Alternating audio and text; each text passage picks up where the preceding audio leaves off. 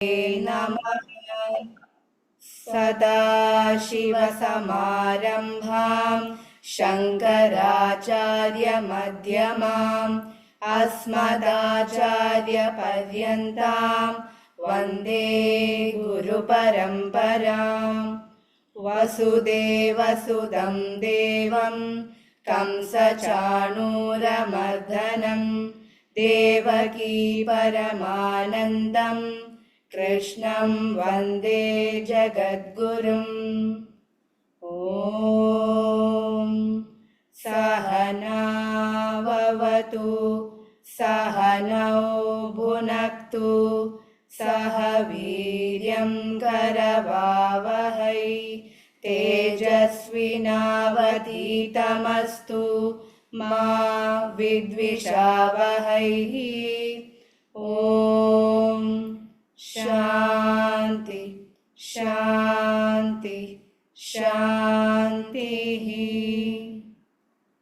ॐ नमः शान्ताय दिव्याय सत्यधर्मस्वरूपिणे स्वानन्दामृततृप्ताय श्रीधराय नमो नमः। श्रीधराय नमो नमः।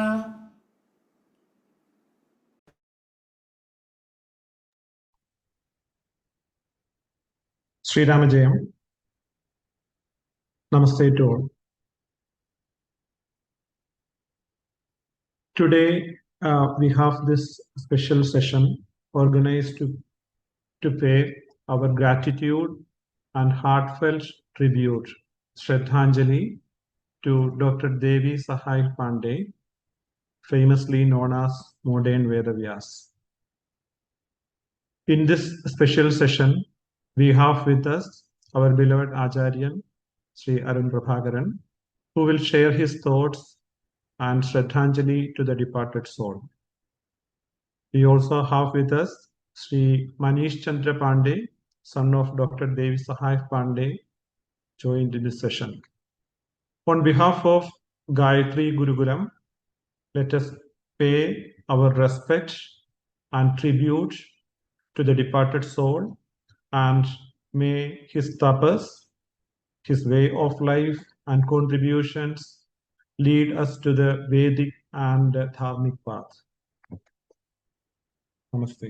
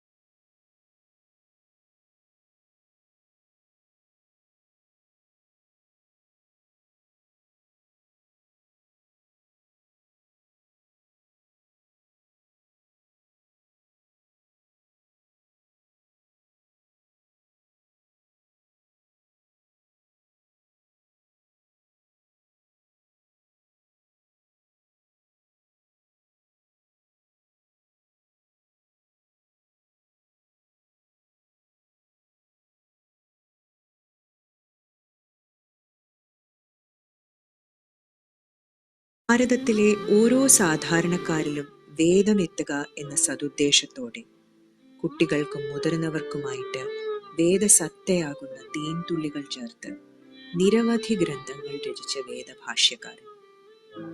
ശ്വാസനിശ്വാസത്തിൽ പോലും വേദം മാത്രമായിരുന്ന ദേവി സഹായ് പാണ്ഡെ എന്ന മഹാത്മാവ് തന്റെ നിയോഗം പൂർത്തിയാക്കി വിഷ്ണുപദം പ്രാപിച്ചു. വർഷങ്ങളായിട്ട് ആഹാരാദികൾ പോലും ഉപേക്ഷിച്ച് ഒരു കോപ്പ പാല് മാത്രം കുടിച്ച് വൈദിക ധർമ്മ സംരക്ഷണം എന്ന ദൗത്യം നിർവഹിച്ച കർമ്മയോഗി. പുണ്യാത്മാക്കളുടെ സ്മരണ പോലും നമ്മിലെ പാപങ്ങളെ ഇല്ലാതാക്കും. നമ്രശിരസ്കരായി ആ മഹാമനീഷിയുടെ ദീപ്ത സ്മരണകൾക്ക് മുന്നിൽ നമുക്കും ശ്രദ്ധാഞ്ജലി അർപ്പിക്കാം.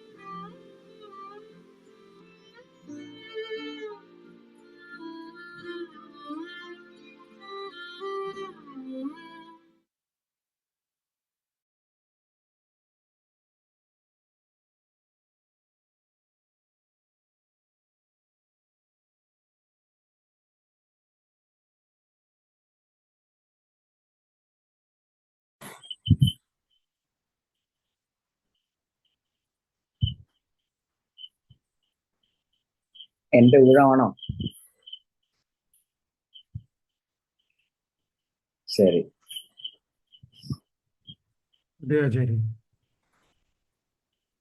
ഓം നമഃ ശാന്തായ ദിവ്യായ സത്യധർമ്മസ്വരൂപിണേ ആനന്ദാമൃത തൃപ്തായ ശ്രീധരായ നമഃ. ശ്രീധരായ നമഃ. ശ്രീരാമജി, എല്ലാവർക്കും നമസ്കാരം.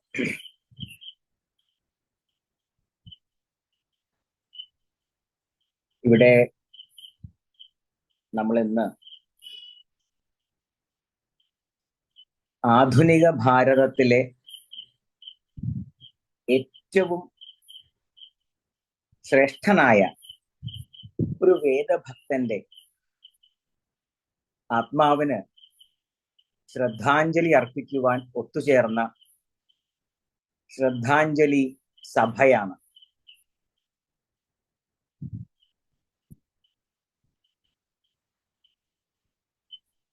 ഇതിന്റെ ഇടയിൽ ഞാൻ ഒന്ന് രണ്ട് വാക്യങ്ങൾ ഹിന്ദിയിൽ സംസാരിക്കും. ഭൂരിപക്ഷം പേർക്കും ഹിന്ദി അറിയാം എന്ന ഒരു തെറ്റിദ്ധാരണയും എനിക്കുണ്ട്. അതുകൊണ്ട് അതെന്താ കാരണം എന്ന് പറഞ്ഞാൽ നിങ്ങൾക്ക് മനസ്സിലായിണ്ടാവും. ഗുരുജിയുടെ മകൻ, എൻ്റെ സുഹൃത്തു കൂടി ആയിട്ടുള്ള മനീഷ് ചന്ദ്ര പാണ്ഡെ ഈ സഭയിൽ നമ്മളോടൊത്ത് ചേർന്നിട്ടുണ്ട്. അദ്ദേഹത്തിന് കൂടി വേണ്ടിയാണ്. मनीष जी, आपको प्रणाम। 10 मिनट के लिए आप हम सबको क्षमा दीजिएगा, क्योंकि हम अपनी भाषा में कुछ बातें करेंगे। उसके बाद आप अपने पूज्य पिताजी के बारे में, उनके पुरुषार्थ के बारे में हम सब लोगों को सूचनाएं देने की कृपा करें, ये आपसे विनती है। तो जो भी बात हम अपनी भाषा में कह रहे हैं, मेरी और आपके पिताजी और पूज्य गुरुजी के संबंध में ही है। उनके पुरुषार्थ के बारे में जितना जो भी बात मैं जाना हूं उनके उसके बारे में मैं वक्तव्य दे रहा हूं।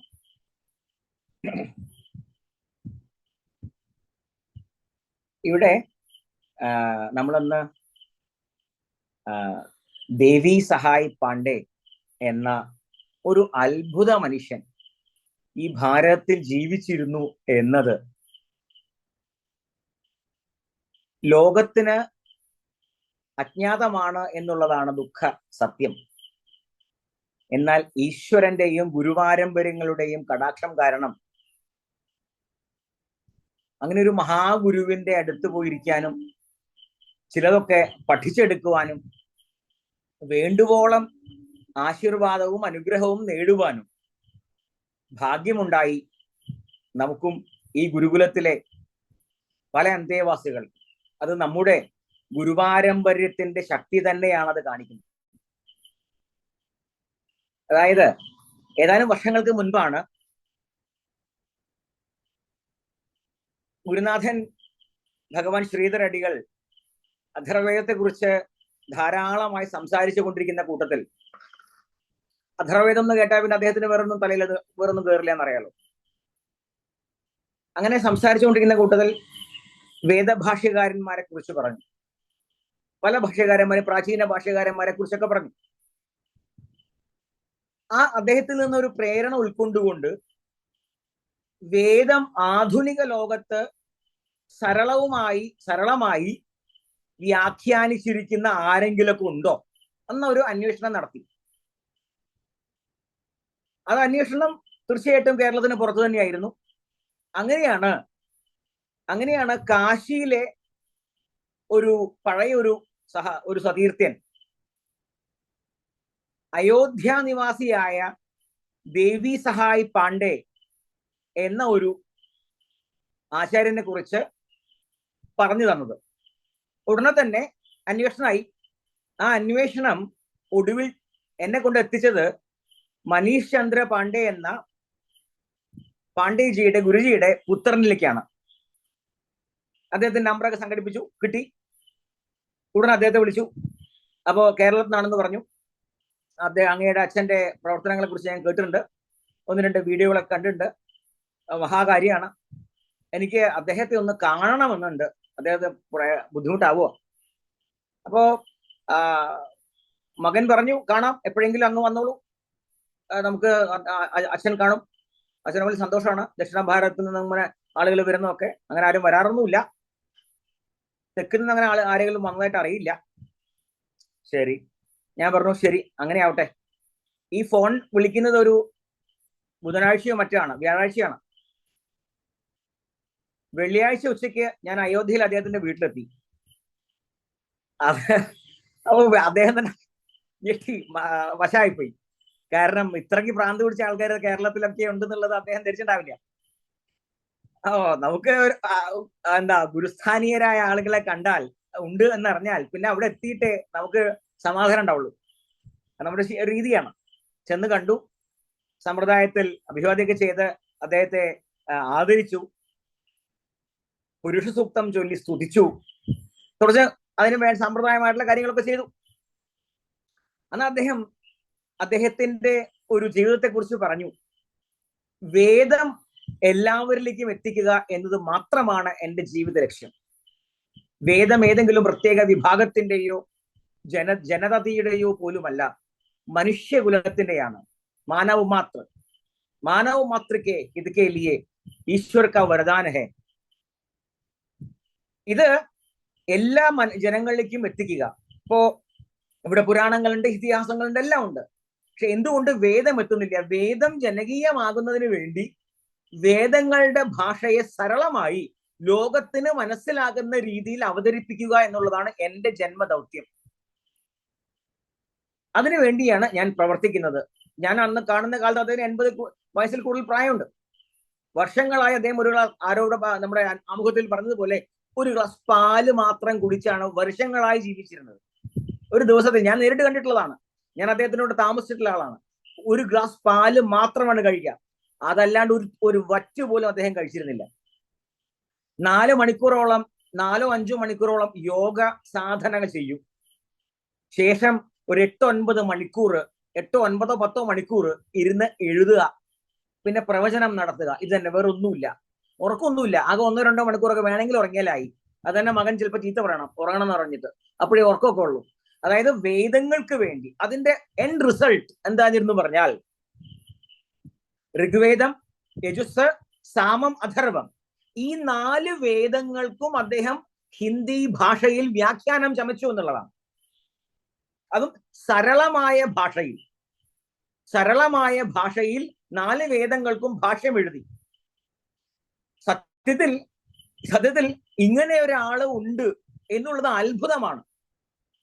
എൻ്റെ അഭിപ്രായത്തിൽ പറഞ്ഞാൽ ഭാരത സർക്കാർ പത്മശ്രീയും പത്മഭൂഷണും പത്മവിഭൂഷണും കൊടുത്തൊന്നും അല്ല അദ്ദേഹത്തെ ആദരിക്കേണ്ടത്. ഭാരതരത്നം എന്ന പുരസ്കാരം കൊടുത്ത് ഭാരതം ആദരിക്കേണ്ട ഒരു വ്യക്തിയാണ് ഡോക്ടർ ദേവി സഹായ് പാണ്ഡെ. കാരണം ഭാരതത്തിന്റെ ആത്മാവ് വേദമാണ്. ആ വേദങ്ങളെ 4 വേദങ്ങൾക്കും വ്യാഖ്യാനം ചമച്ച ഒരു വ്യക്തിയാണ്.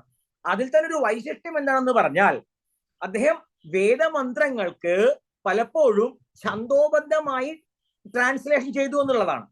അതായത് കാവ്യമയമായി അദ്ദേഹം വേദമന്ത്രങ്ങൾക്ക് അർത്ഥം എഴുതി അല്ലെങ്കിൽ തർജ്ജമ ചെയ്തു. ഉദാഹരണം ഞാൻ പറയാം.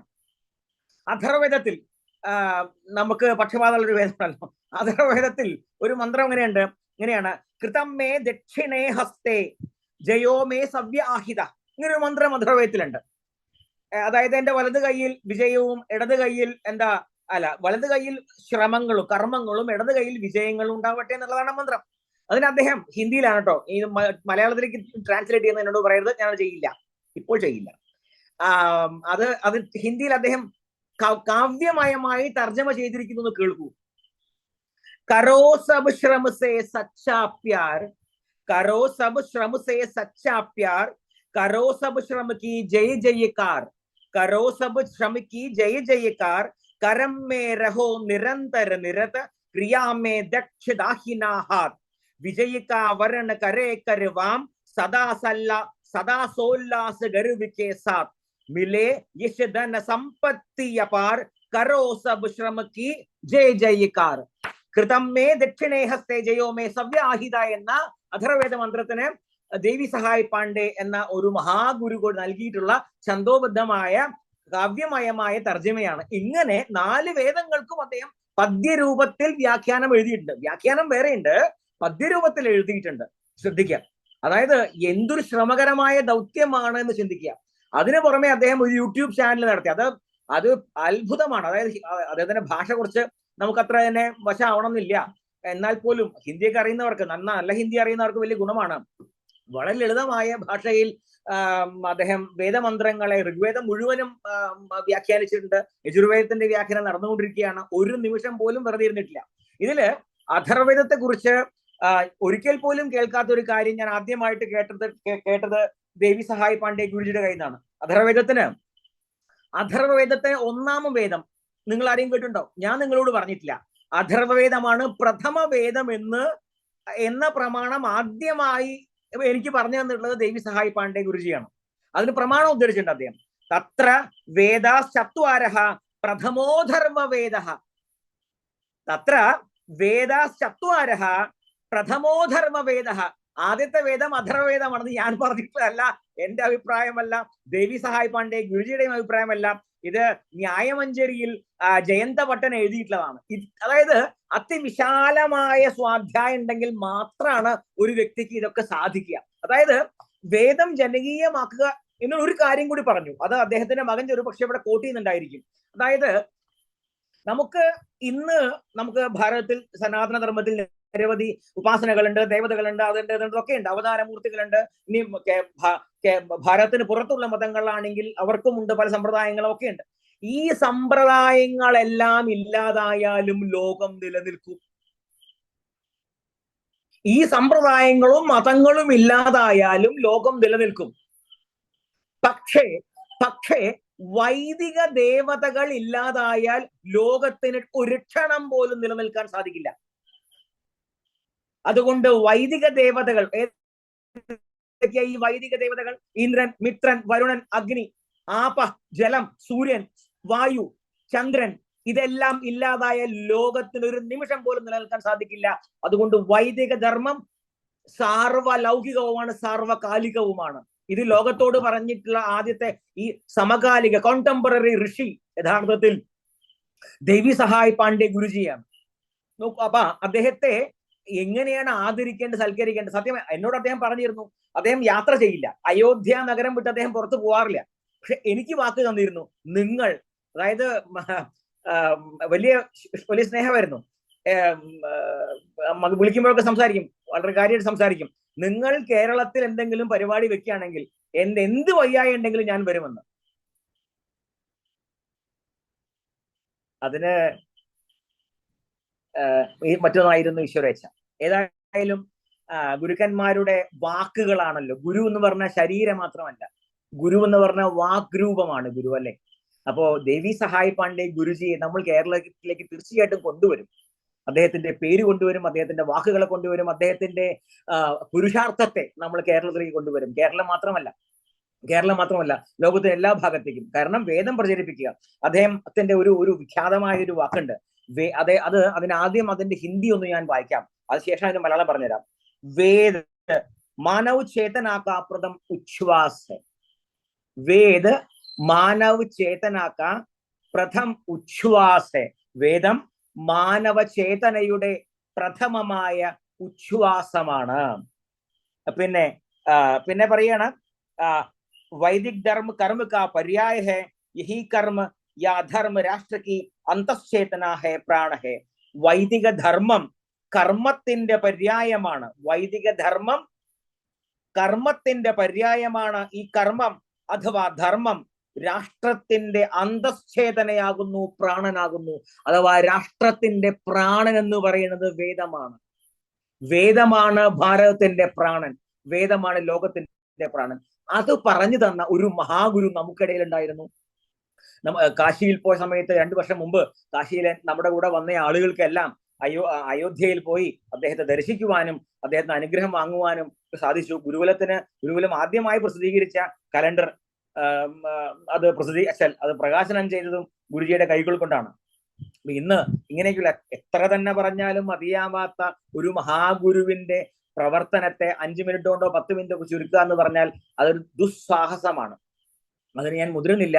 ഗുരുജിയുടെ, മഹാഗുരുജിയുടെ, എന്റെ ഗുരുസ്ഥാനീയൻ തന്നെയാണ്. കാരണം അറിവ് പറഞ്ഞു തന്നിട്ടുള്ളതാണ്. അതും സ്നേഹത്തോടെ, കാരുണ്യത്തോടെ, വാത്സല്യത്തോടെ. അദ്ദേഹം പറയും, അദ്ദേഹം മകനോട് പറയാറുണ്ട്, वो പുരുഷാർത്ഥി ബ്രാഹ്മണനെ കേരള സെ ആരെ, കേരളത്തിൽ നിന്ന് വരുന്ന പുരുഷാർത്ഥിയായ ബ്രാഹ്മണുണ്ടല്ലോ, അദ്ദേഹം വളരെ കുറെ കാര്യങ്ങൾ ചെയ്യുമെന്ന്. അപ്പോ ആലോചിക്കുക, അയോധ്യയിലിരിക്കുന്ന ഒരു മഹാഗുരു നമ്മളെ കുറിച്ച് എന്തുമാത്രം പ്രതീക്ഷകൾ വെച്ച് പുലർത്തിയിരുന്നു എന്നൊന്ന് മനസ്സിലാക്കുക. അപ്പൊ നമുക്ക് ഉത്തരവാദിത്തങ്ങളുണ്ട്. നമ്മൾ അവനവന് വേണ്ടി കർമ്മം ചെയ്യുന്നവരല്ല, രാഷ്ട്രത്തിന് വേണ്ടിയും ലോകത്തിന് വേണ്ടിയും വേദങ്ങൾക്ക് വേണ്ടിയുമാണ്. ആ ബോധത്തോടു കൂടിയാണ് ഇന്നിവിടെ ദേവി സഹായ് പാണ്ഡെ ഗുരുജിയുടെ പുണ്യാത്മാവിന് ശ്രദ്ധാഞ്ജലികൾ അർപ്പിക്കുവാൻ വേണ്ടി നമ്മൾ ഈ സഭ കൂടിയിട്ടുള്ളത്.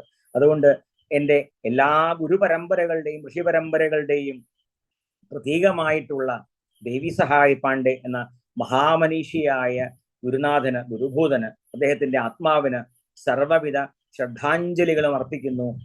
ഗുരവേ സർവലോകാനാം വിഷയേ ഭവരോഗിണാം നിധയേ സർവവിദ്യാനാം ദക്ഷിണാമൂർത്തയേ നമഃ. ദക്ഷിണാമൂർത്തി സ്വരൂപനായ ഗുരുനാഥന് നമസ്കാരം. ഇനി നമ്മളോട് ഗുരുനാഥന്റെ, മഹാഗുരുവിന്റെ പ്രവർത്തനത്തെ കുറിച്ച് സംസാരിക്കാൻ അദ്ദേഹത്തിന്റെ മകൻ മനീഷ് ജി എത്തിയിട്ടുണ്ട്. മനീഷ് ജി, आपसे विनती है, आप अपने पिताजी के बारे में, गुरुजी के बारे में हमें जरा बताइएगा, उनके पुरुषार्थ के बारे में, उनके कर्मकांड के बारे में, उनके प्रवृत्ति पद के बारे में। सबसे पहले आपको प्रणाम और स्वागत। गुरुपुत्र भी गुरुवत प्रणाम के योग्य है। स्वागत है आप सभी को। जय श्री राम, प्रणाम। मेरी आवाज आ रही है सबको? जी, सबको आ रहा है। हाँ, तो भगवान राम की धरती से सभी को जय श्री राम, प्रणाम करता हूँ। और मैं तो इतना अच्छा वक्ता नहीं हूँ आचार्य जी जैसा। हम तो हमेशा आजीवन केवल बाबूजी की जो प्रचार प्रसार प्रकाशन पर्दे के पीछे रह के ज्यादा किए हैं, सामने कम आए हैं, उनको ही हमेशा सामने रखे हैं। लेकिन आज ऐसी परिस्थिति आ गई है कि हमको सामने आना पड़ रहा है। सबसे बड़ा कष्ट है कि बाबूजी हमारे बीच में नहीं रहे हैं और आजीवन वो अंग्रेजी दवा से और अंग्रेजी ट्रीटमेंट से नफरत करते रहे। कभी भी उनको जरूरत नहीं पड़ी, और कोई दूसरा अगर कोई अंग्रेजी का टेबलेट खाता था तो उसको डांट मारते थे कि बताओ तुम्हारा रहन सहन ठीक नहीं है, तुम्हारा ये नहीं है, तुम इंग्लिश दवा खा रहे हो, ये है। और वो हमेशा बोलते थे कि वैदिक धर्म में ये है कि हमको 100 साल स्वस्थ जीना, अगर हम चारपाई पे पड़े पड़े जिए तो हम पापी। लेकिन बदकिस्मती से बाबूजी के अंतिम क्षणों में उनको गोली, दवाई, इंजेक्शन ही चला और चारपाई पे ही पड़े रहे।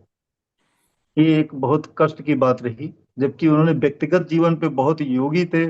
और जहां तक हमें याद है कि पिछले 10 साल से केवल गोदुग्ध पे रहते थे वो, और जूस पे, कोई भी ठोस चीज नहीं लेते थे। और उसके बाद भी उनके अंदर एनर्जी बरकरार रहती थी। बोलते थे मुझे इसकी भी जरूरत नहीं अगर हमको कुछ काम न करना हो। और इसके लिए हमें नहीं शब्द आ रहा है, क्योंकि बाबूजी के अंदर इतनी एनर्जी थी, हमने कभी सोचा नहीं था कि ऐसा होगा, कि हमें उनसे इतनी जल्दी बिछुड़ना पड़ेगा। वो हमेशा बोलते थे कि 100 साल जीना तो हमारा हक है, उसके बाद जो होगा देखा जाएगा। तो मतलब वो बड़े हक के साथ बोलते थे कि 100 साल तो मैं जीऊंगा। मेरी आवाज आ रही है आप लोगों को? हेलो, मुझे लग रहा है डिस्कनेक्ट हो गया क्या? नहीं, आ रहा है। अच्छा, कुछ आ नहीं रहा था, मैं इसीलिए मैं सोचा बोल रहा हूँ, कुछ आवाज नहीं आ रही। तो ये तो एक हमारा दुखद पीड़ा था, मैं उसको बताया। उसके बाद संक्षेप में तो आपने तो काफी बता दिया आचार्य जी। संक्षेप में बाबूजी तो बता दूं कि ये चलती फिरती यूनिवर्सिटी थी। आपको कौन सा चैनल छेड़ना है, मतलब कहने का है कि वेद के अलावा अगर आप वाल्मीकि रामायण पे आ जाएं, बस उनको आप छेड़ दें, फिर उसके बाद वो रुकना नहीं, नॉन स्टॉप चलते रहना है। श्रीमद् भागवत गीता पे ले लीजिए, भागवत पे ले लीजिए, पुराण पे ले लीजिए, दर्शन पे ले लीजिए, योग पे ले लीजिए। मतलब उनका प्रैक्टिकल भी था और काफी नॉलेज था, और उनके अंदर इच्छा थी कि हम ज्यादा से ज्यादा लोगों को अपनी चीजें बता सकें, धर्म के बारे में बता सकें। और वेद के बारे में उनका था कि भाई पूरा दुनिया जो है एक दिन में सनातन धर्म होगा, सब जगह सनातन वैदिक देवता छाएंगे। तो इसको वेद मैक्सिमम लोगों को जानना चाहिए, घर घर वेद जानना चाहिए। और उनको ये पीड़ा थी कि वेद क्या था कि समाज के कुछ 2% 10% जो एक विशेष वेशभूषा वाले या विशेष मंत्र के उच्चार करने वाले, उतना ही एक या पंडितई भाषा तक ही था। तो वो चाहते थे कि वेद जो है ठीक है, जो विद्वान है वो अपना चैंटिंग के थ्रू जाने, नहीं जानते उसके भाषा के बारे में जाने, उसके विचार के बारे में जाने, कुछ नहीं जानता तो वेद में क्या है वो जाने, लेकिन घर घर वेद पढ़ा जाए। ये ना रहे कि वेद का मतलब हुआ कि एक विशेष शाखा बनाया जाए, विशेष पद्धति, ठीक है जो वो निभा सकते हो निभाएं, जो नहीं निभा सकते हैं तो कम से कम वेद के विचारों को जरूर जानें। इसी को विचार में रख के उन्होंने काफी सरल भाषा में वेदों का व्याख्या किया था। वेद व्याख्या करने के बाद भी उनको संतुष्टि नहीं हुई। वो बोले कि अगर हम वेद लिख दिए हैं फिर ये कितने लोगों को पता चलेगा, फिर इसके बाद कितने लोग सक्षम है कि उसको खरीद सकेंगे, खरीद भी लिया कि उसको पढ़ के समझ कितने सकेंगे। तो इसी सब के विचार के चलते फिर वो बोले किताब में हमने लिख तो दिया है, अब लेखनी से हम बहुत लिख नहीं सकते, उसके अंदर विचार बहुत ज्यादा है, हम उसको केवल मतलब उसको संक्षेप में लिख सकते हैं तो लोग समझेंगे नहीं। इसी सब को विचार को लेकर उन्होंने वेद विभा यूट्यूब चैनल शुरू किया था कि वेद विभा यूट्यूब चैनल में हम संक्षेप में कि वेद के एक एक मंत्रों का शब्दार्थ सहित व्याख्या करेंगे, जिससे निःशुल्क घर घर पहुंचेगा, लोग वेद को जानेंगे। कुछ भी नहीं जानेंगे तो कम से कम ये तो जान जाएंगे वेद में मंडल होता है, मंत्र होता है, इसके देवता क्या है, इसका विचार क्या है। बोला थोड़ा बहुत भी आदमी जानेगा तो बोले अगर हमने 1000 2000 को भी इसके बारे में बता दिया तो हमारा मेहनत सफल है। इसी को लेकर वो वेद विभा यूट्यूब चैनल पे वैदिक व्याख्या शुरू किए, जिसमें उन्होंने ऋग्वेद पूरा कंप्लीट कर दिया था। और यजुर्वेद का मेरे ख्याल से 12 अध्याय तक कर पाए थे। उसके बाद वो बीमार पड़ गए। बीमार पड़ने के बाद में भी उस समय वो सांख्य कारिका तो लिख चुके थे और पतंजलि योग दर्शन, 2 दर्शन पूरा हो गया था। उनकी हार्दिक इच्छा थी कि मैं 6 दर्शन जितने हैं सारे दर्शनों की व्याख्या करूं। तो इस समय वेदांत दर्शन पे उनका काम चल रहा था। तो 2 काम उनके पास थे, एक तो वेद का व्याख्या करना, एक वेदांत दर्शन। और लेकिन बीमारी से इतने कमजोर हो गए थे फिर भी उनको अपनी मतलब उनको मैंने नहीं बताया था कि आपको बीमारी क्या है, ये बताया था आप कुछ दिन में ठीक हो जाओगे, वीकनेस है थोड़ा सा हुआ है। तो हमेशा यही बोलते थे कि ईश्वर हमको जल्दी स्वास्थ्य प्रदान करें, फिर मैं जल्दी से स्वस्थ हो जाऊं, फिर मैं अपना वेद की व्याख्या शुरू करूं, वेदांत दर्शन शुरू करूं। ये मतलब उनके जीवन के अंतिम क्षण जब तक उनकी चेतना थी ये रटो लगाए रहते थे कि मैं जल्दी से ठीक हो जाऊंगा, मैं उसके बाद अपना स्वास्थ्य ठीक करूंगा, फिर वेदांत दर्शन वैदिक व्याख्या करूंगा, लोगों के बीच में डालूंगा। तो ये उनकी हार्दिक इच्छा थी कि हमेशा वो सपने देखते थे कि पूरा जो भारत है विश्व है वेदमय हो, क्योंकि वेद ही सारे धर्मों का मूल है, वेद में ही जितने देवता है देवी हैं उनके जो विचार हैं वेद से ही निकले हैं। तो मैं चाहता हूं कि गायत्री गुरुकुलम जो एक तो श्रद्धांजलि अर्पित कर रहे हैं, आचार्य जी को बहुत प्रणाम करता हूं और उनका शुभकामना करता हूं कि उन्होंने बाबूजी को याद किया और इस अवसर पे उनकी श्रद्धांजलि कर रहे हैं। जहां भी होंगे उनकी आत्मा होगी वो देख रही होगी, आचार्य जी को भी आशीर्वाद दे रही होगी, वो काफी प्रसन्न होंगे। और हम चाहते हैं उनकी सच्ची श्रद्धांजलि तब होगी कि जितने लोग देख रहे हैं कम से कम वेद विभा यूट्यूब चैनल पे जाएं, उसको देखें और उससे उनके विचारों को ग्रहण करें, कम से कम 2 4 मंत्र की व्याख्या सीखें, कुछ वेद के विचार के बारे में जानें। उसमें जगह जगह पे वेद व्याख्या के साथ साथ ये भी दिया गया कि संपूर्ण ऋग्वेद का संक्षेप में कि वेद में क्या है, उसके देवता की परिकल्पना क्या है, बीच बीच में वो भी दिया गया है, उसको देखें। इससे क्या होगा कि उनको काफी अपने वेद के बारे में पता चलेगा और इससे कम से कम हमारा मेहनत सफल होगा जो हमने किया। और हम चाहते हैं आचार्य जी के माध्यम से लोग कम से कम एक बार जरूर उसको देखें और उसको जन जन तक फैलाएं।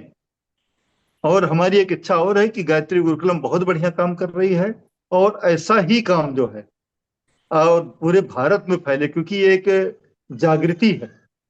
तो ये एक आदमी से नहीं होता है, वेद हो या कोई भी चीज हो जिसकी जितनी संख्या भारी उसका उतना ही ज्यादा महत्व होता है। वेद का महत्व इसलिए नहीं है कि इसके पीछे उतना ज्यादा संख्या नहीं। और कुछ लोग अज्ञानतावश वेद को यही समझते हैं कि बस ये केवल एक वेशभूषा, एक विचित्र वो, तो उससे थोड़ा सा बाहर हट के आधुनिकता को लेते हुए वेद को क्या है, ठीक है आपके पास जो समय है जैसा भी है, थोड़ा भी है, आप थोड़ा पढ़िए, एक पन्ना पढ़िए, कुछ भी पढ़िए।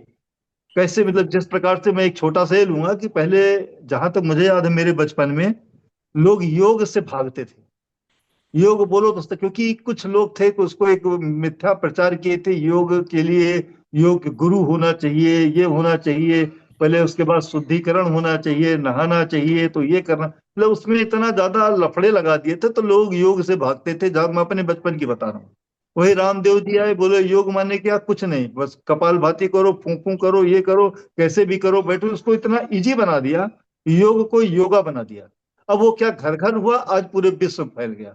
तो ऐसे वेद को बेदा करना है कि वेद की पद्धतियां हैं वो एक अपनी जगह पे हैं, वो उसका तो एक वैल्यू है, लेकिन उसके अलावा जो साधारण जनता है वो जो है उसको भी एकदम सिंपली उसके विचारों को समझे, हर चीज करे। जब वैदिक फॉलोवर ज्यादा होंगे तब वेद का महत्व अपने आप ज्यादा बढ़ेगा।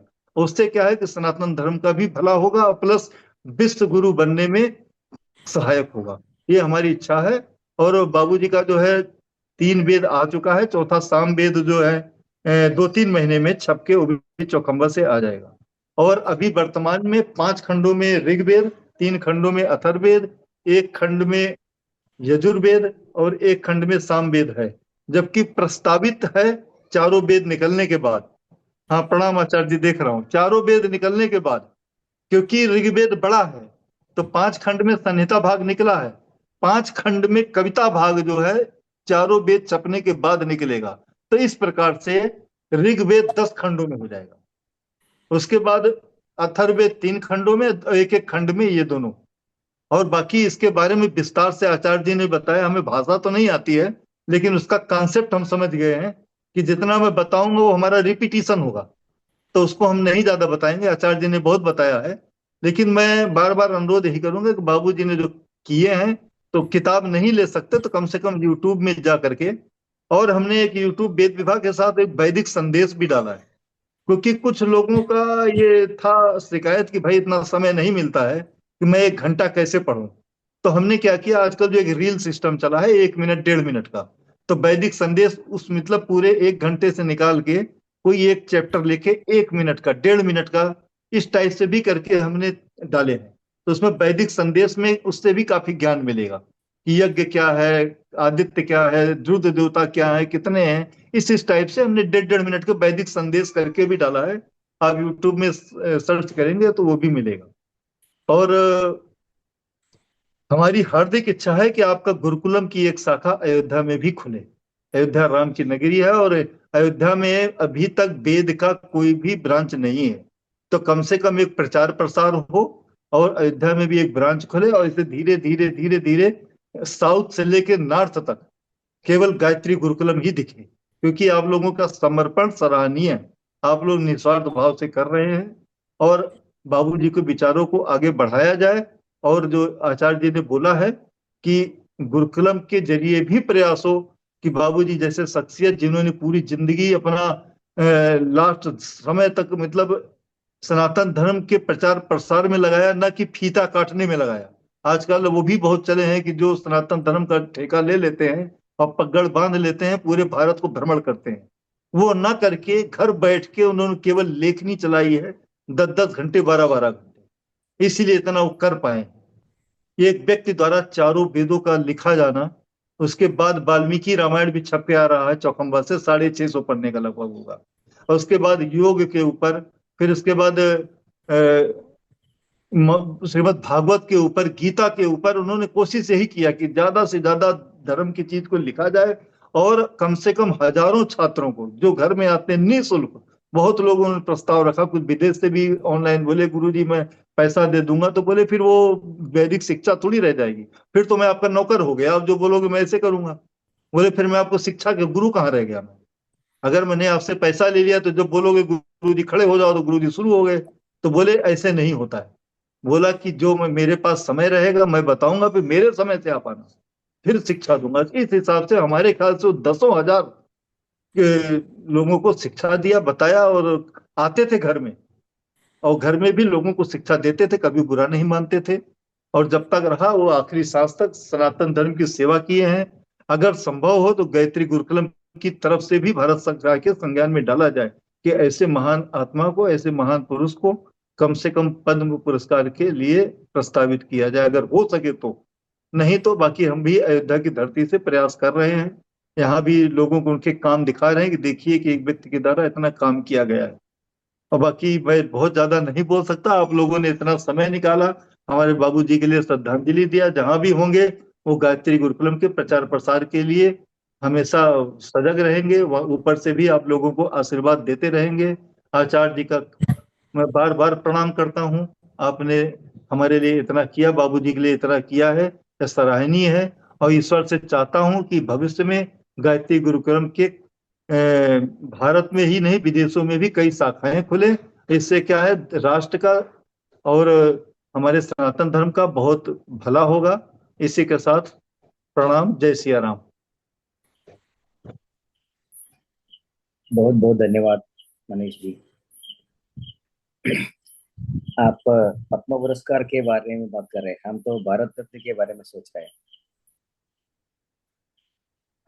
अवश्य अवश्य अवश्य हम कोशिश करेंगे। और इसीलिए नहीं कि हमारे पिताजी, इसलिए कि ऐसे कर्मठ हैं, आप लोगों ने उन्हें कर्म को देखा है।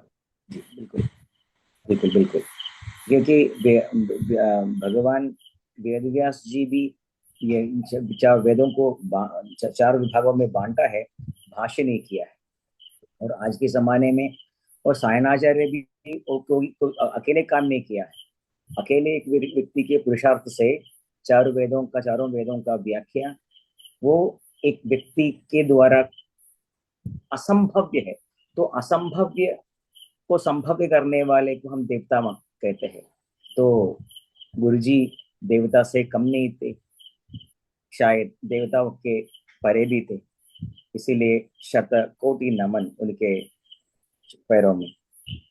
मैं आचार्य जी के बीच में थोड़ा बोलना चाहूंगा इस बात पे, क्योंकि जो आचार्य जी ने बोला इसी बात को आगे बढ़ाता हूं कि जब ये लिख रहे थे उस समय मैं भी सर्विस में था, घर में कोई नहीं था, और उस समय भी इनकी उम्र तकरीबन 72 से 75 की रही होगी।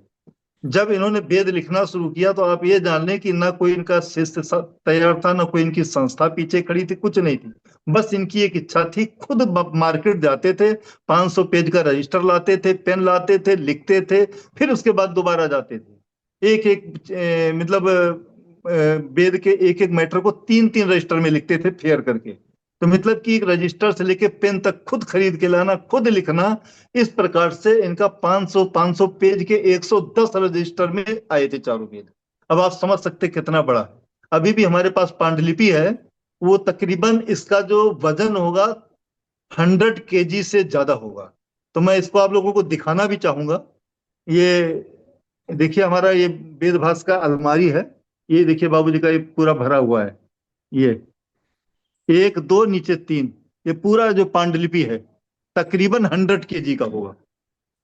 तो ये क्या हुआ कि चौखंबा वालों ने पूरा इसका जेरोक्स करके हमको दिया, बाकी रजिस्टर वो रख लिए हैं, कुछ कॉपीराइट का उनका इशू बनता है। तो मेरा कहने का मतलब कि वो इतने ज्यादा इसके प्रति वो थे, मतलब उनका जुनून था कि वो खुद जाते थे, पेन रजिस्टर लेके आएंगे ना, उनका शिष्य परंपरा ना कोई ऐसा कुछ शुरू तो बाद में बने, लेकिन शुरू में उन्होंने खुद अपना किया है। और उनकी इच्छा थी कि मैं चारों वेदों को लिखूं, और उन्होंने पद्यानुवाद सहित लिखा। तो ये था। बाकी आचार्य जी आप बोलें।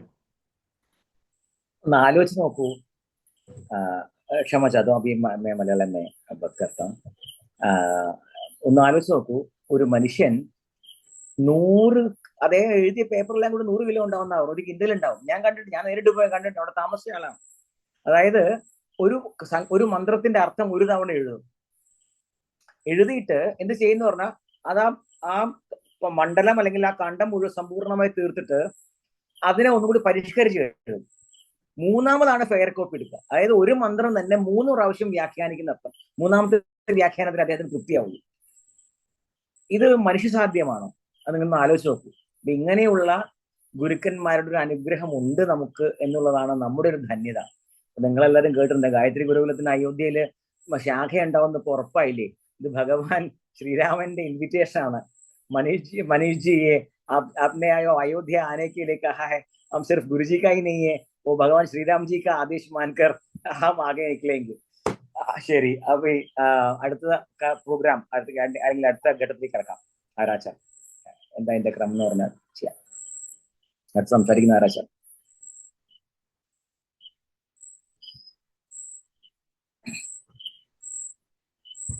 ശ്രീനിവാസൻ. श्री राम जी. ओम श्री गुरुभ्यो नमः. मैं शायद हिंदी में बोलूंगा, बीच में इसमें इंग्लिश में भी बोलूंगा. थोड़ा मलयालम भी बोलिएगा. मलयालम में बोलना अच्छा होगा मेरा हिंदी या इंग्लिश में बोलना. तो मैं हिंदी से शुरू कर लेता हूँ. पहले भगवान देवी सहाय पांडे जी को श्रद्धांजलि देता हूँ. मैंने कहा भगवान देवी सहाय पांडे वो जीव जी हो जो है भगवान कहने का सबको, he is deserved for the title to be called Bhagavan Devi Sahai Pandey. When we heard from Manish ji what the contribution that he has done towards the Sanatana Dharma and Vedas, we have to definitely call him, we have to give him the title that he is Bhagavan Devi Sahai Pandey. Manish ji, आप शायद मेरा English समझ रहे होंगे या हिंदी में बोलूं? नहीं, समझ रहे हैं. आप बोले Acharya ji. Okay, thank you. मैं इनका शिष्य हूँ, आचार्य जी नहीं हूँ, अरुण जी का शिष्य हूँ मैं. मेरे लिए आपको मिलने का, गुरुकुल अयोध्या में आके आपको मिलने का, गुरु जी का आशीर्वाद लेने का सौभाग्य हुआ था. सिर्फ मेरे को नहीं, हमारा परिवार जो करीबन 110 लोग थे उस समय वहाँ पे आके आपसे मिले, गुरु जी से मिले, उनका आशीर्वाद मिले, ये सब हुआ था उस समय.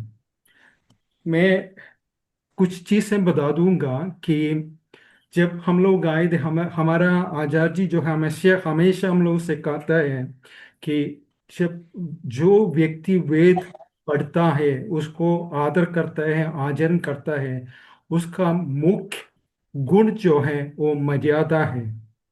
वो मर्यादा हम लोग पालन करता है. परंतु जब हम लोग वहाँ पे आया था और जिस तरह से रिसीविंग हमें हुआ था, तो मैंने समझा था कि यहाँ पे मर्यादा की वो उन्नत स्थिति में है. आपके आपके आपके जो जितने लोग वहाँ पे काम करते थे, आपका शिष्यगणों का, वो ब्रह्मचारियों का इतना अच्छा मर्यादा हम लोगों को दिखाए थे. हम लोग उससे we are very grateful for that.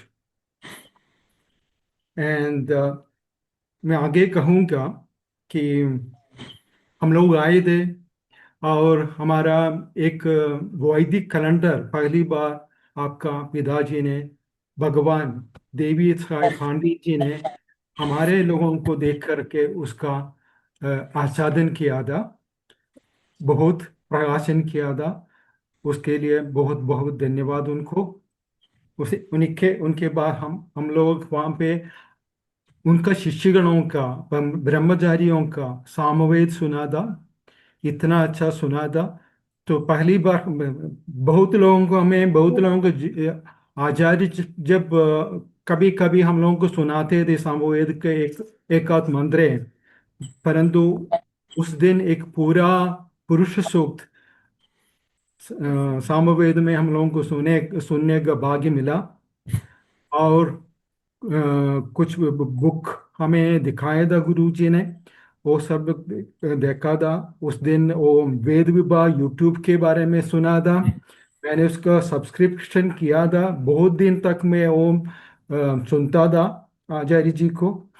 तो मैंने समझा आज दीप जी जो है एक एक देवता को इतना करीब से जानता है, उनका विवरण से इतना ज्यादा जानकारी जो सुनता है उनको मिलता है. वो एक एक देवता को इतना परिचय, इतना उसको एक्सपीरियंस करने के बाद वो विवरण देता है. यही था उनका वो presentation, the way he was presenting the Vedas, the interpreting the Vedas in Hindi, it was so evident that he was so close to each and every Devadas of all the Vedas. इसके आगे हम लोग ये प्रार्थना करते हैं सब ये गायत्री गुरुकुल का सारे अंध्यवासियों जो हैं इतना प्रार्थना करता है उनका आत्मा जो है विष्णुपाद पहुंचे, वहीं पे रहे और उनका आगे का, मैं शायद ये कहूँगा, उनको वापस आना है, उनको जो कार्य पूर्ण नहीं हुआ है उसका करने का सौभाग्य जल्दी जल्दी मिले। इससे ज़्यादा मैं कुछ नहीं कहने वाला हूँ। मैं आगे मेरा पीयर्स को मेरा सहपाठियों को बोलने का अवसर देता हूँ। श्री राम जी।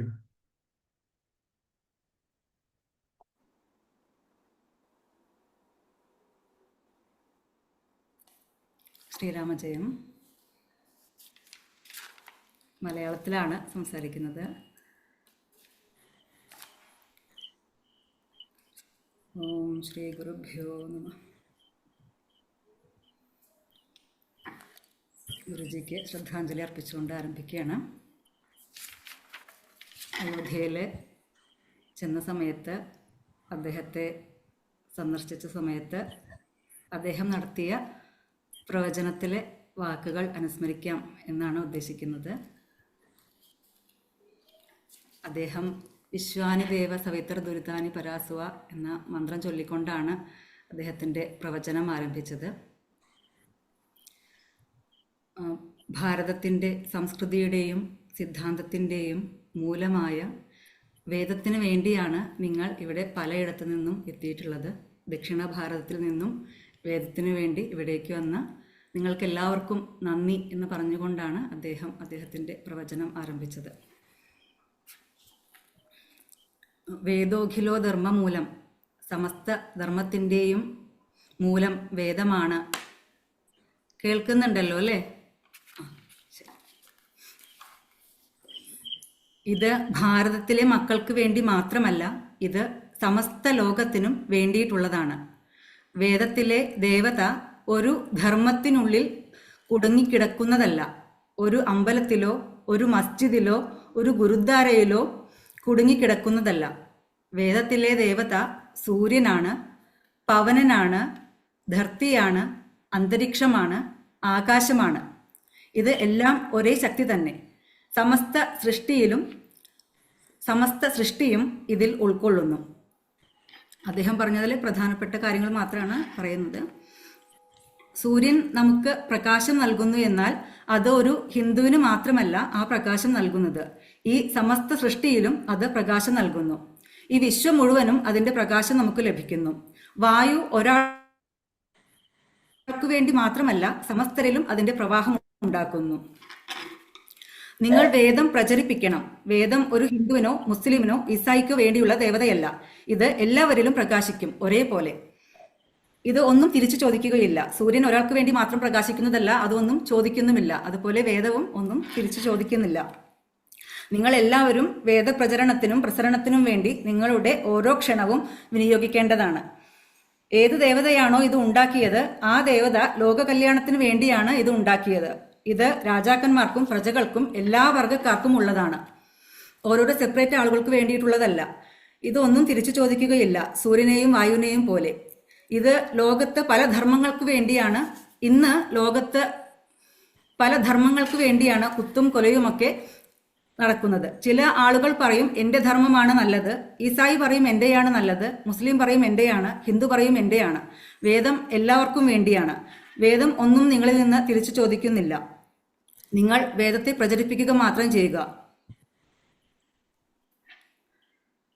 വേദം പ്രചരിപ്പിച്ച് എല്ലായിടത്തും ഈ വേദം എത്തിക്കഴിഞ്ഞാൽ അവിടെ നമുക്ക് എല്ലാവർക്കും ഒന്നിച്ച് കുത്തും കൊലയും ഒന്നുമില്ലാത്ത സമാധാനമുള്ള ലോകമുണ്ടാകുന്നു.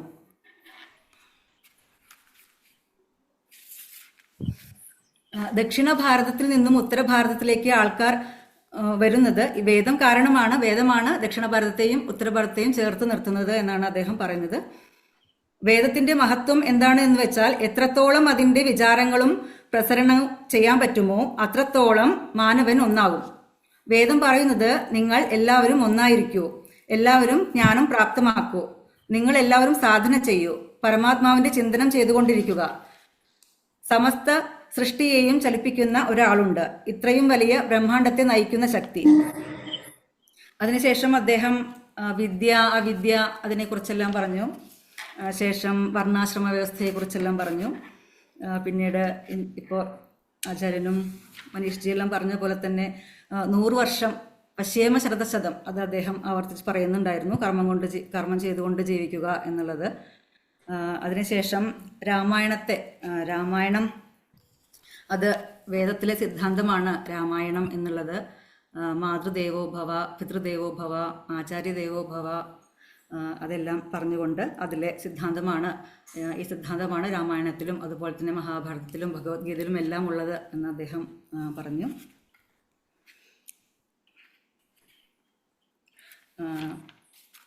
പിന്നീട് അദ്ദേഹം പറഞ്ഞത് ആചാര്യനെ ദേവതയെ പോലെ കാണണമെന്ന് പറഞ്ഞുകൊണ്ട് പറഞ്ഞതാണ്. അദ്ദേഹത്തെ ആധുനിക കാലഘട്ടത്തിലെ വേദവ്യാസൻ എന്നാണല്ലോ പറയുന്നത്. അദ്ദേഹം പറഞ്ഞതാണ്, നമുക്ക് നല്ലൊരു ആചാര്യനെ കിട്ടിയിട്ടുണ്ട്, സാക്ഷാൽ വസിഷ്ഠന്റെ രൂപത്തിൽ എന്ന് പറഞ്ഞുകൊണ്ട് അദ്ദേഹത്തിന്റെ അനുശാസന പ്രകാരം വേദത്തെ പ്രചരിപ്പിക്കൂ എന്നാണ് അദ്ദേഹം പറഞ്ഞത്. പിന്നീട് പറഞ്ഞു, സാമാജിക കാര്യങ്ങൾ ചെയ്യുമ്പോൾ നന്നായി പരിശ്രമിക്കണം, 2 കൈകളല്ല വേണ്ടത്, 100 കൈകളാണ്, 1000 കൈകളാണ് വേണ്ടത് എന്നെല്ലാം അദ്ദേഹം പറഞ്ഞു. ഇത്രയൊക്കെയാണ് അദ്ദേഹത്തിൻ്റെ ഒരു പ്രവചനത്തിലെ സ്മരണകൾ. അദ്ദേഹത്തിന് ശ്രദ്ധാഞ്ജലി അർപ്പിച്ചുകൊണ്ട് നിർത്തുന്നു. मनीष जी, ये जो अभी श्रीमती निशा जी ने जो बात की वो 2 साल पहले पूज्य गुरुजी ने अयोध्या में जो प्रवचन किया था उस प्रवचन का संक्षिप्त रूप है. तो निशा जी से मैं दरखास्त करूंगा कि इस पूरा प्रवचन को मलयालम में अनुवाद करके गुरुकुलम के सब अंतेवासियों को पढ़ने का एक मौका अवश्य देना चाहिए. ये गुरुकुलम से तरफ से निशा जी का आदेश है. एक दूसरी बात ऐसा है कि मनीष जी ने भी कहा, गुरुजी अवश्य बीच बीच में बोला करते थे कि 100 साल जीने के.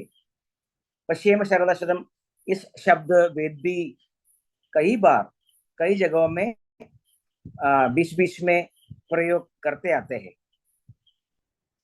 पर हमें शंका अवश्य होता है क्योंकि गुरुओं के भी गुरु आदि शंकराचार्य कितने साल जिए?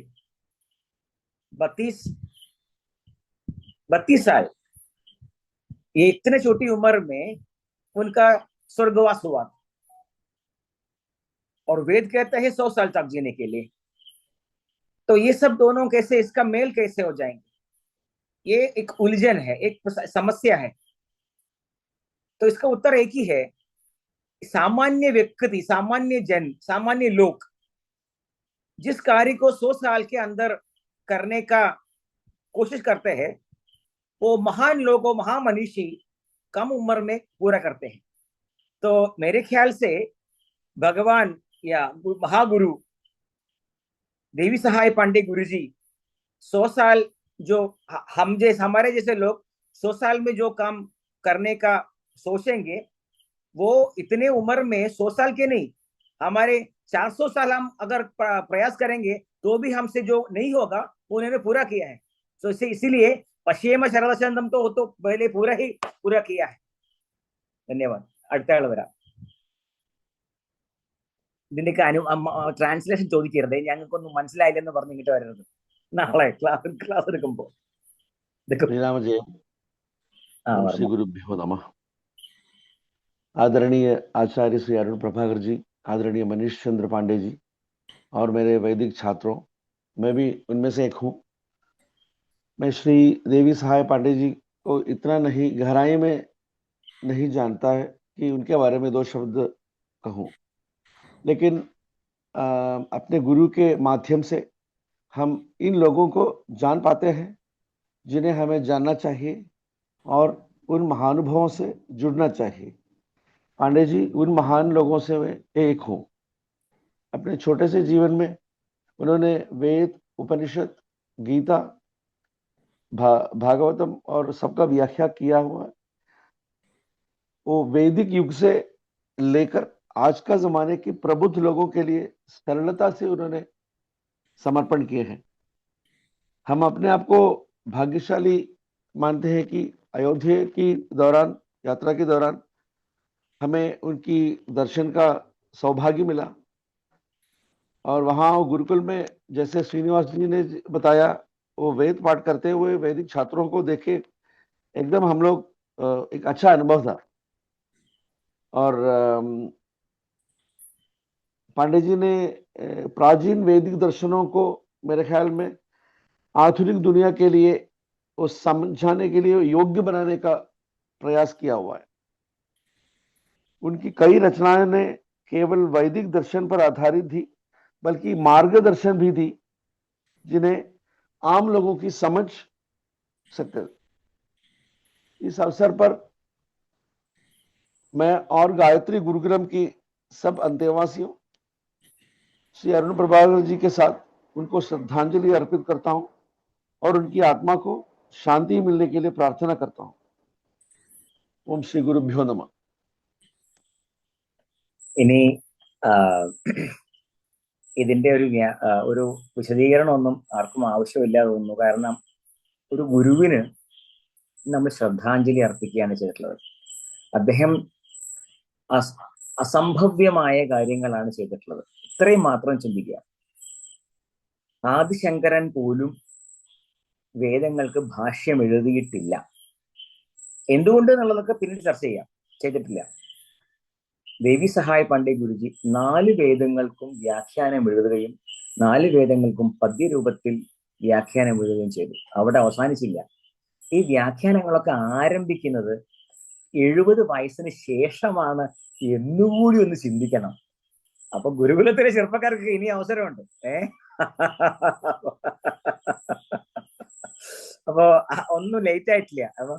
അപ്പൊ പലരും പറയണത് എനിക്ക് ഇത്ര പ്രായമായി എന്റെ മുടി നരച്ചു എന്നൊക്കെയാണ്. ഒന്നുമല്ല, 70ാമത്തെ വയസ്സ് കഴിഞ്ഞാണ് അദ്ദേഹം എഴുതാൻ പേന കൈകൊണ്ട് എടുത്തിട്ടുള്ളത്. ആലോചിക്കൂ. സോ അപ്പൊ അതുകൊണ്ട് നമുക്കൊക്കെ ഇത്രയും വലിയൊരു മാർഗദർശകമായിട്ടുള്ള ഒരു മഹാഗുരുവിനെ അനുസ്മരിക്കാൻ ഒരു അവസരം കിട്ടി. നമുക്കൊക്കെ എല്ലാം ആ ഗുരുവിന്റെ അനുഗ്രഹമാണ് അദ്ദേഹത്തിന്റെ പുത്രൻ നമ്മുടെ കൂടെ ഉണ്ടാവുക എന്നുള്ളത്. ഗുരുപുത്രൻ ഗുരുവിന് തുല്യം വന്ധ്യനാണ് എന്നാണ് പറയുക. അപ്പൊ അദ്ദേഹത്തിന്റെ ഒരു സാന്നിധ്യം ഇങ്ങനെയൊക്കെയാണ്. അതായത് ഈ ഒരു കൂട്ടായ്മയുണ്ട്. ഇവിടെ നോക്കൂ, നമ്മൾ കൊടുക്കാൻ വേണ്ടി വന്നവരാണ്. ഇന്ന് വന്നവരൊന്നും കിട്ടാൻ വേണ്ടിയല്ല. ഒരു ക്ലാസ്സിൽ വരുമ്പോഴെങ്കിലും ഒരു പുതിയ അറിവ് കിട്ടും എന്ന് വിചാരിച്ചായിരിക്കും പലരും വരുന്നത്. ഇന്ന് നമ്മളൊന്നും കിട്ടാൻ വന്നതല്ല, നമ്മുടെ ശ്രദ്ധാഞ്ജലി അർപ്പണം ചെയ്യാൻ വന്നതാണ്. അതുകൊണ്ട് നിങ്ങളുടെ എല്ലാവരുടെയും ഉള്ളിൽ ഇന്നൊരു രസമുണ്ട്, ഒരു സുഖമുണ്ട്, ഒരു തൃപ്തിയുണ്ട്. അത് കൊടുക്കുന്നതിനുള്ള സുഖമാണത്. ആ സുഖം വർദ്ധിക്കട്ടെ. അപ്പോ ഇനി അടുത്ത പ്രോഗ്രാം, അടുത്ത കാര്യം എന്താ വെച്ചാൽ അതാവാം. അടുത്തെന്താ ഒരു നന്ദി ഒന്ന് പറഞ്ഞോളൂ വെച്ചാൽ മനീഷിക്ക് ഒരു നന്ദി പറഞ്ഞിട്ട് എന്താ അടുത്ത ഘട്ടത്തിൽ കിടക്കാം. Rajeev.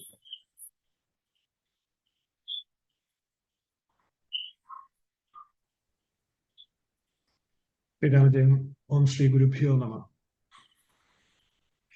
On behalf of Gayatri Gurukulam, our sincere gratitude to Sri Manish Pandey ji, who joined us here for this Shraddhanjali. As you mentioned, we will try our level best to open a branch in Ayodhya. Acharya has already mentioned that we have to expand to all other states. So we will take this as a instruction from the Guruji, and we will try our maximum level best to spread Veda throughout the world.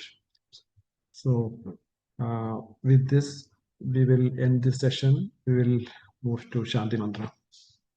Om Shri Gurubhyo Namah. Om